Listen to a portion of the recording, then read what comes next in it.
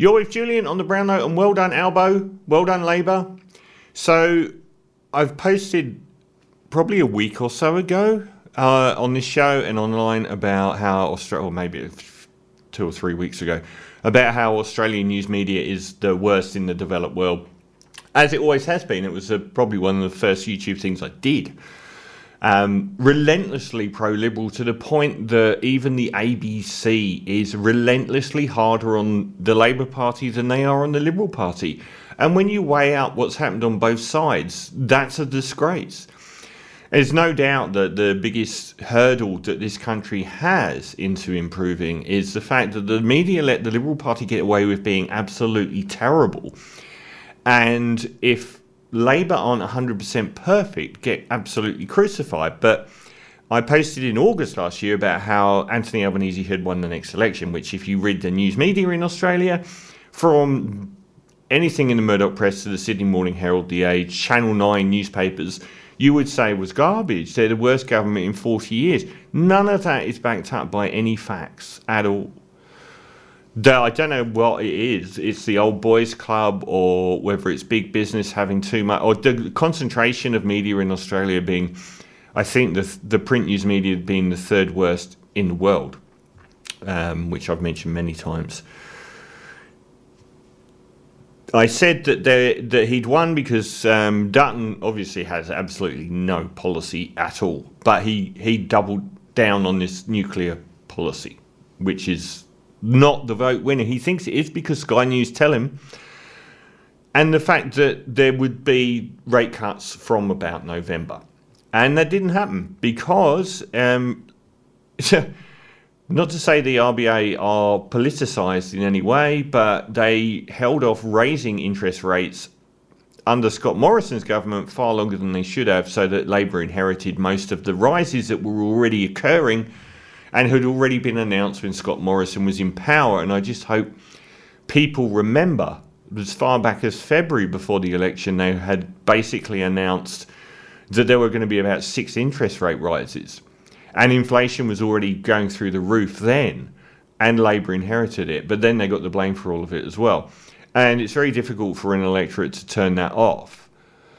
The fact that the interest rate rises mostly happened under Labour, even though they inherited that economic mess, and that the Liberals had had more than a decade to create that economic mess, such as reckless spending, reckless tax cuts, near tripling the deficit. And you can take COVID out of that because they doubled it before COVID even happened, and we're in a per capita recession in 2019 before COVID happened. But no one in the media here really cares about that. They just care about Labour.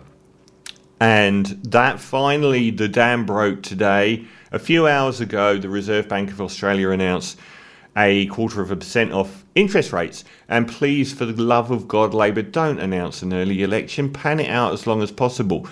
There's going to be, even the most pessimistic people say that there's going to be another 2 interest rate falls, possibly in April and then maybe later in the year. But don't just announce an election right now. It will give them every chance to just dismiss everything that's just happened.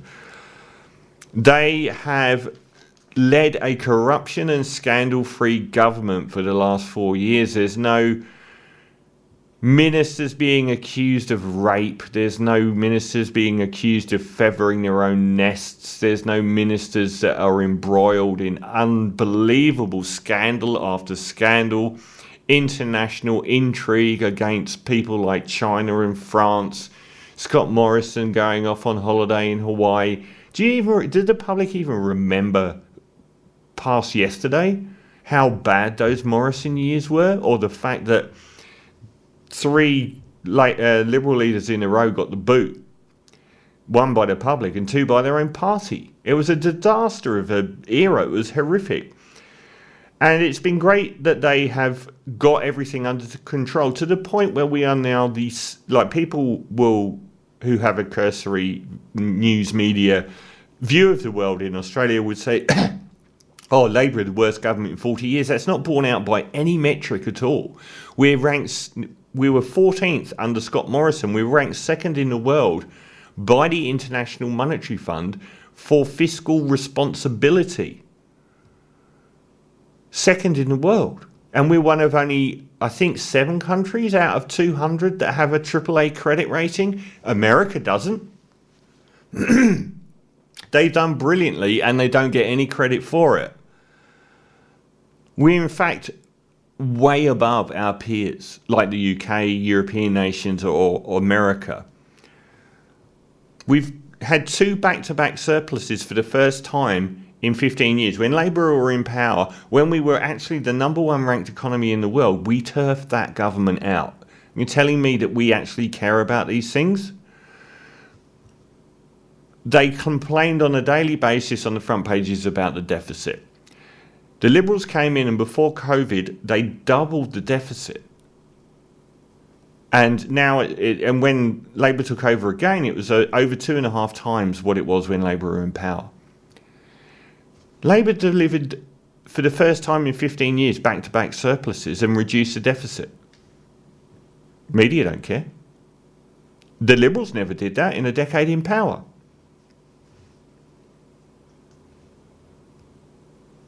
These are some of the other stuff. Think like, Albo's done nothing since he's been in. $5,000 emergency grants for domestic violence victims. Highest wages growth in a decade. The Liberals had the lowest wages growth in 40 years. Medicine's 30% cheaper on PBS.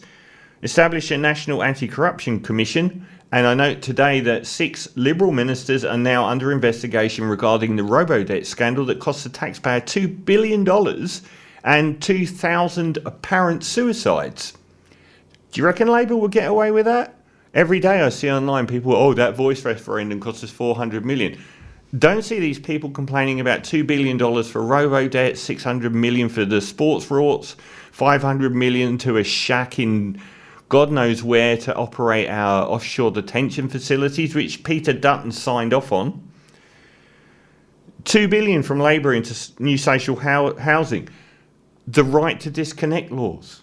Every single policy from Labour is about rewarding the worker. Every single policy from the Liberals is about taking from the worker and giving to the employer and saying that that's best for our economy.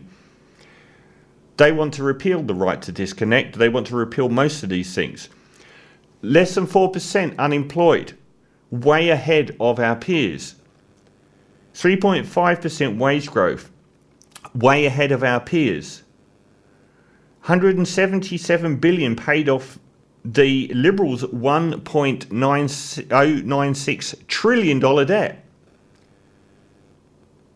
The energy relief, actually saying that student debt needs to be relieved. Cheaper medicines and childcare, permanent free TAFE. When Angus Taylor, the opposition treasurer, who wants to become the treasurer of this country and look after our economy in Australia, was asked today for a single policy that he would put forward, he couldn't name one. And they get away with it. The last time we voted out the #1 performing economy in the world. It's insanity. Are we going to do that again? For Dutton, the guy that lost to Scott Morrison? There's a number of likely interest rate reductions this year as part of the very strong ability of this Labour government to manage the economy and reduce inflation. Why would you throw that out to bring in Dutton and risk everything? Isn't it nicer having an Australia that's free of all of these endless corruption scandals and misogyny scandals of the Scott Morrison years? That was a nadir of Australia. Instead, a government gets its head down and does the right thing. Even the voice referendum was the right thing, even if it was a disaster. It was still doing the right thing. So well done, Albo, and well done to the Labour Party, and it's great that you've actually come out with a bit more fire in your belly, because I certainly rubbished your ability to campaign before you won the election, which I think you won because Scott Morrison was so bad, not because of anything you did, and I said that you were a really good man. But are we going to just have this Timu Trump come in with no policies and just screw everything up.